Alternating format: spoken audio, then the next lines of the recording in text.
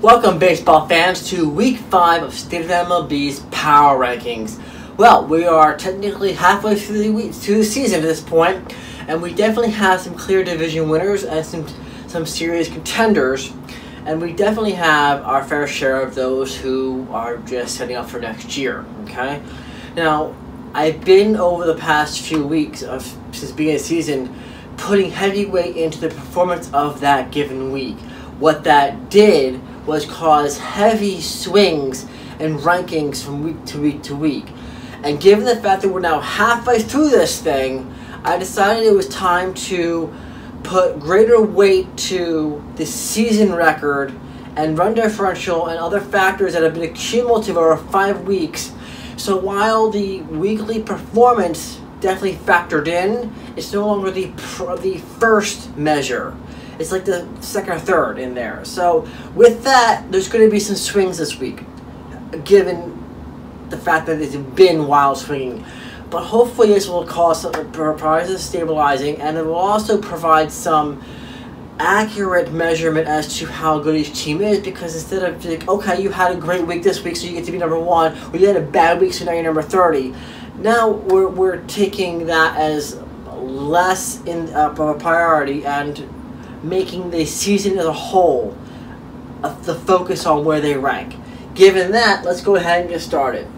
The absolute worst team in baseball, with whom should have been last week, but because I was putting a lot of weight into the given week and they had a decent week, number 30, Pittsburgh, is back in the rightful place with the worst record in baseball.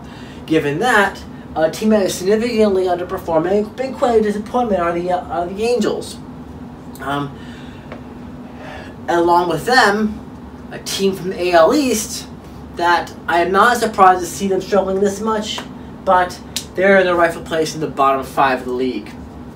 Now, a team that I found a bit of a disappointment because I was hoping it would be a sleeper team, and they just haven't shown up, are the Texas Rangers, coming in number 27.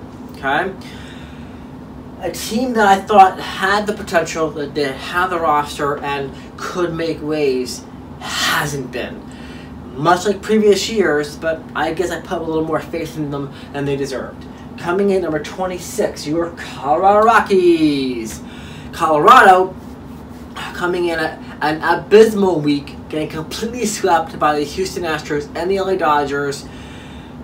You know, they have one of the worst records in baseball, but not the worst. I mean, these teams are under 10 wins for the season so far.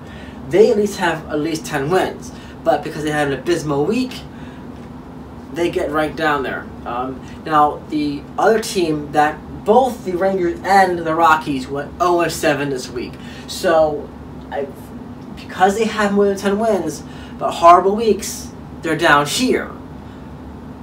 There were teams that I felt could have been down there, but I still had to punish them a little bit for getting completely swept 0-7 for the whole week. You got to have some reflect for that. Given that, coming in number 25, the Philadelphia Phillies, with whom are grossly underperforming for their talent and abilities, but like last year, not entirely surprised. They got swept by Toronto, they split with Boston, they dropped 2-3 with Atlanta. Given the 2-5 week, they dropped from 13th to 27th here, given the weight of their record and their season performance as a whole. Coming in at number 24, your Milwaukee Brewers. Weighted down from 12 last week because they just haven't had a very strong week, and the season on top of that didn't have a very strong week. They were 1-5, going 1-2 against Minnesota and getting swept by the lowly Pittsburgh. So Milwaukee's paying the price for that, and this time, unlike the wild swings of each week, these teams are all going to have to earn their way back up if it's even possible, given how late in the season it is. You're halfway through a shortened season. The powerhouse teams, the contenders, the people who can put it together are already up here. And they're beating up on you every day to boost their rankings and try and improve their stature. Coming in at number 23, your Detroit Tigers. They're having a 2-5 week. They actually do rise 5 spots, despite the fact that they get swept by Chicago and get and we take 2 out of 3 from Cleveland, fundamentally because you have to rank these other teams having done worse. So they get the benefit of the fact that they did have some strong weeks in there and they're doing slightly better than the bottom of the barrel. Coming in at number 22, your Seattle Mariners, which I would like to give them credit for the fact that they swept Texas, but then again, everybody beat up Texas this week. They did, however, get swept by the Dodgers, and they're Seattle, so the fact they got swept by one of the best teams in baseball is not entirely a surprise, but at the same time, it's going to keep you in the bottom 10. It really is. Coming in at number 21 to clear the first row, your Kansas City Royals, splitting in Cincinnati, going 0-2, losing dropping 2 out of 3 to Minnesota.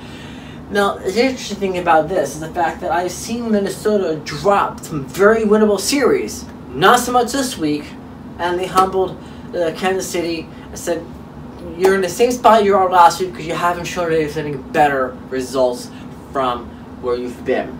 So, now, having said that, let's get into our interesting couple. These are I always consider the top row the powerhouses.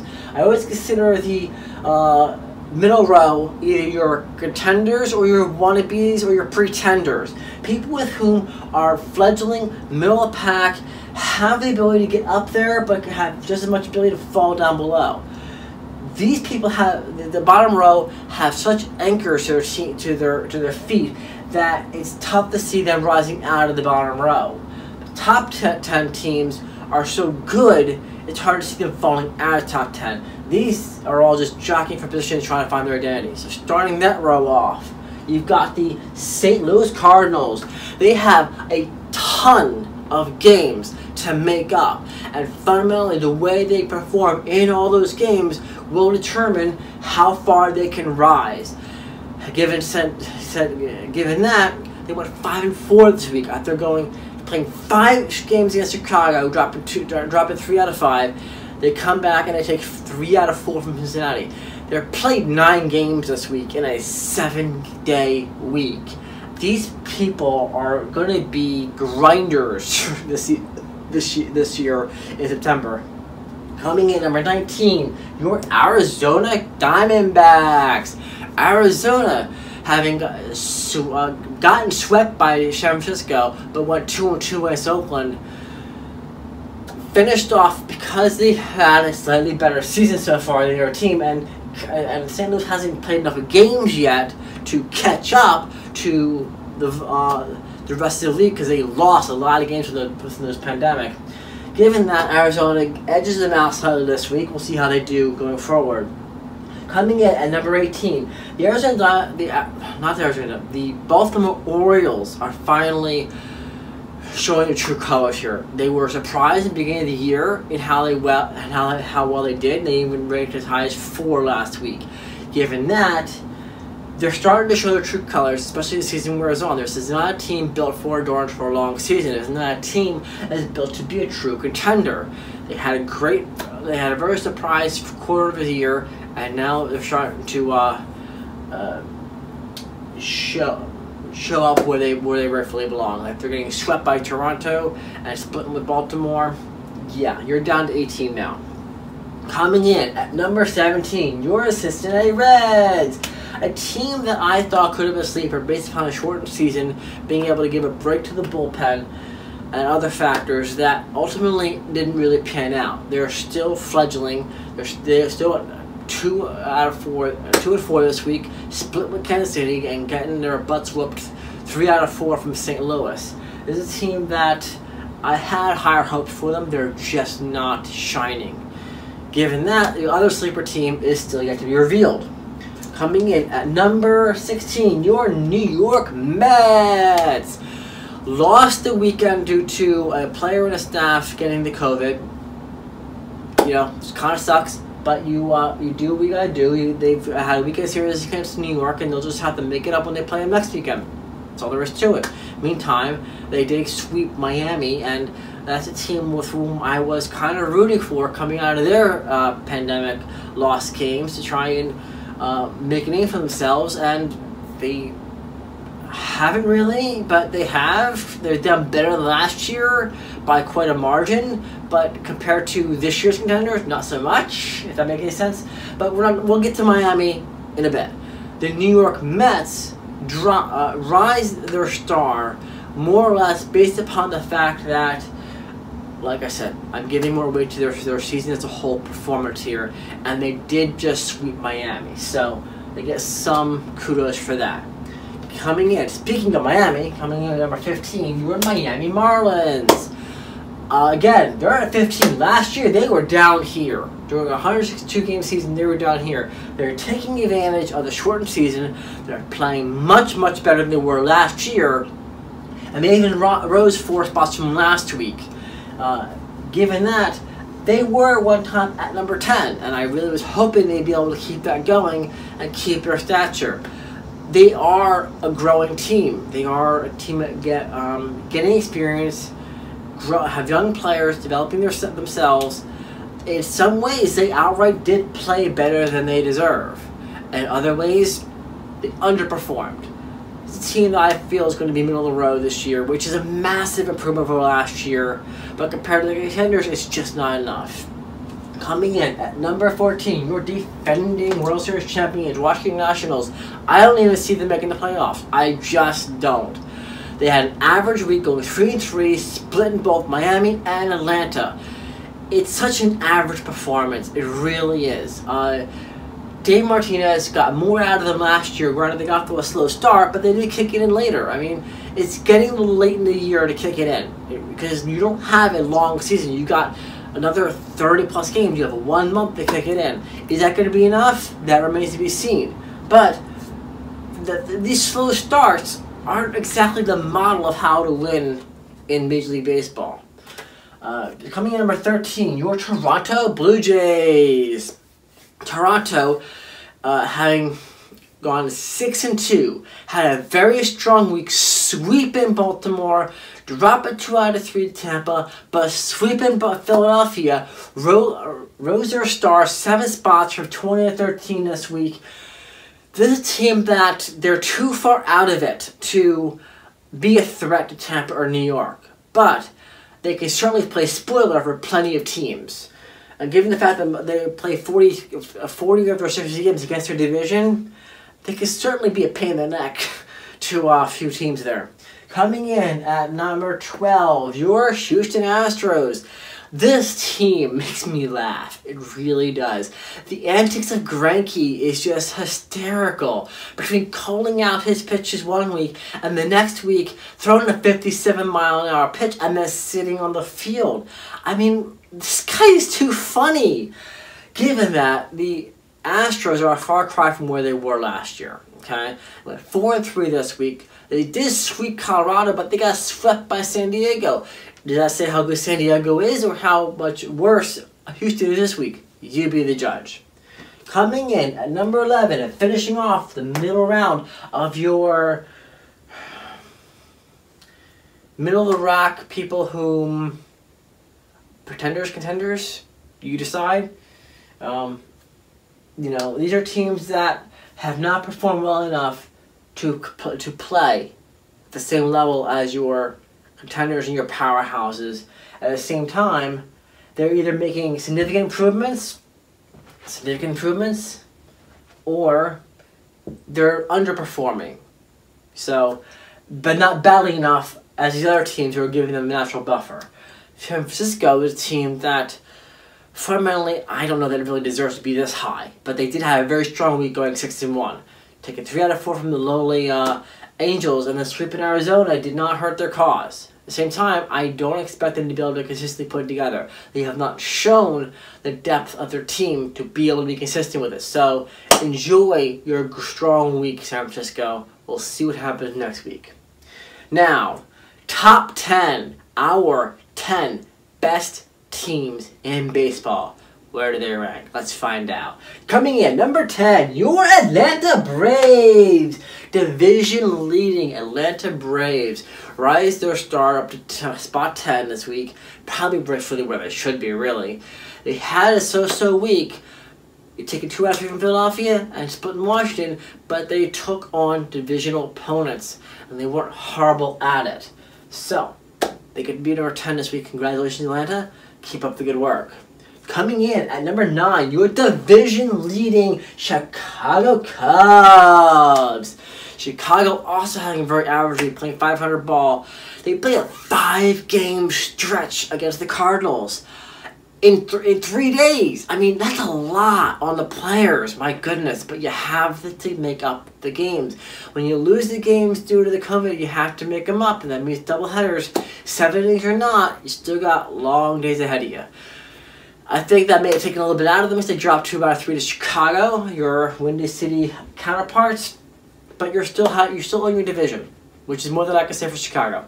So, number 8, your Cleveland Indians, not your division winners, but at a 4-2 week, sweeping the worst team in baseball in Pittsburgh, and then dropping 2 out of 3 to Cleveland. This is a team I think being number 8 is kind of a gift. It really is, especially with Francona out on medical leave. I don't see them finishing off their top 10, but we'll see what happens. They're still the second best team or second or third best team in their division. So it's really up in their core. Can you win the games or can you not? Coming in number 7 after getting their butts whooped by Tampa Bay, 0-3 in Yankee Stadium. They are proving that the Tampa Bay Rays are not afraid of them, and that is bad news for the Yankees. They lost the weekend series, try to make up ground when the Mets got COVID, but finally, if you look at the stats for the Yankees for the year, okay, they are phenomenally strong against anybody not named Tampa. Now, if you got Tampa and New York as your division winners and your wild cards, there's no guarantee that Tampa would play you in the playoffs. Last year, they played Houston instead of New York. If they had beaten Houston, then they would have had to play New York. And fundamentally, the Tampa Bay Rays have to do better than just beating the Yankees in order to get someplace. They're doing very well, grant you. But from the Yankees standpoint, they are at the point where Tampa's overtaking them for the division. And if they don't get their act together and do something about it, they're not going to win the division at all, which would put you in the wild card round and all that jazz, which does not favor well for the Yankees. Given that, from the Yankees standpoint, what I find interesting about this team is they fired their strength and conditioning coach last year because of the massive Major League record injuries. And guess what?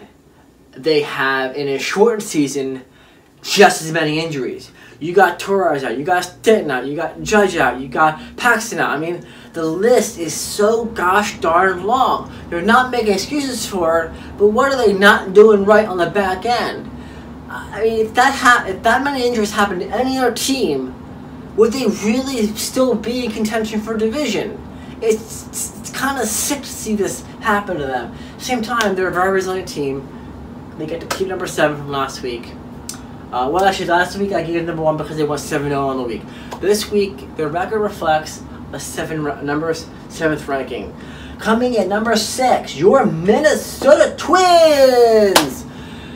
This is a team with which I find it very interesting. The teams that they fall to, because there's almost everybody on the schedule are teams they could and should beat. You got 2 out of 3 from Milwaukee, 2 out of 3 from Kansas City, giving you a 5-2 week. You rise your star up a notch from 7. This is a team that rightfully deserves to own the division and run away with the crown there. Whether or not it's enough to compete in your division championship, because you've got in the West, Oakland, and in the East, Tampa and New York. Whether or not it matters when it comes October, who knows. But for now, they are in the rightful place at the top of their division. Speaking of the Tampa Bay Rays, coming in number 5, this team is an impressive study on how to build a team. They have Blake Snell, they have Charlie Morton, they have Glass now. They have 3 high-quality starting pitchers, and that they're still use that opener strategy very effectively. And in a short series, like a one-game playoff, they know how to play their team to win those games. Hence, Oakland in the wild card round last year. Oakland was probably a better built team, but they played the game better. Given that, they also have this notch on their belt, the fact that they have shown that they can not only beat New York in Tampa, taking 3 out of 4, they can also beat them in New York, taking 3 out of sweeping them this week. It's a team that owns first place because they deserve it. They took 6 out of 7 games they've played against New York so far and won. You gotta hand it to them. When you can show your mettle by proving it, by beating the teams ahead of you, that's how you do it. And that deserves you the number 5 rank. Coming in at number 4, your Chicago White Sox. Having a very, very strong week and one of the best records in baseball. They went 6-1 this week, sweeping Detroit, taking 2 out of 3 from the Cubs, and they have regained some ground that they rightfully should have lost in the first place. They jumped 9 spots up to 4. And after Abreu's like 4 consecutive home runs, I mean, this is a team that when they brought in all the talent of the offseason, I thought they were going to be a sleeper team and could be a surprise contender. And they're showing streaks of getting it together. I'm looking to see if they're going to be consistent with it. Coming in at number 3, your San Diego Padres. Last year, you would have never seen that. They never got above 25, or never got above the bottom 20 last year. This year, they're putting it together and they're making things happen. They went this week like a perfect 7-0, had the best record of the week, and to show you without putting less weight on the actual record, I went 3 weeks in a row where I gave New York, then Oakland, then New York number 1 spot for having perfect weeks. San Diego, it was their turn to have a perfect week, going completely 7-0, sweeping Texas, sweeping Houston, and yet, despite that, I did not give them the number 1 record. They do absolutely deserve the kudos of number 3. They had a very, very strong week, a very, very good season. They're doing a lot of things right. So, they get the number 3 ranking. So, if they didn't make number 1, who did? Coming in at number 2, and the Kings of the West. You take your West Coast teams. There are 2 teams that have been just tearing it up in the American League with the best record of the American League, your Oakland Athletics. Oakland went 4-3 this week, but they definitely deserve to have a rise in their star. You can't hold too much against them for having a somewhat of an average week, because fundamentally they still have the best record in the American League, and that deserves kudos and recognition in this week's power rankings. So, the all-important, all-powerful, all-wise number 1 team in this week's power rankings, your Los Angeles Dodgers. Because fundamentally, all things considered, record, week, differential, opponents, you put everything together, who really is on this board any better than the Los Angeles Dodgers? They've got the depth, they've got the pitching, they've got the bullpen, they've got the bench, they've got the coaching, they've got all the pieces and all the tools. So they don't always have the best week, but who can argue with the number 1 spot? You know, they're the best team in baseball for a reason. Are there some teams knocking on the doorsteps? Yes, there are. However, the success the Dodgers have had year in and year out, and the depth of their team definitely earns them that crown, and they rightfully have it this week. So, this is our our power rankings for week 5. We have 5 more weeks to go in this season, and then we get to do some playoff predictions and brackets and everything else for the postseason, which should be all kinds of interesting with the expanded playoff model they're doing. You're going to have as many as 15, 16 teams in the playoffs. So, yes, some of them will make an early exit, but at the same time, it's also going to make some interesting competition for your contenders. So, let me know what you think, what I think. Leave your comment section below. Should your team be higher? Should it be lower? What do you think? Now that we've given more weight to the season as a whole versus just this week? Does this look like a more balanced rankings to you? Let me know what you think in the comment section below. And if you just happen to be coming across this in YouTube, please hit like and subscribe. It greatly helps the channel. As always, thank you for watching, and I'll talk to you next time.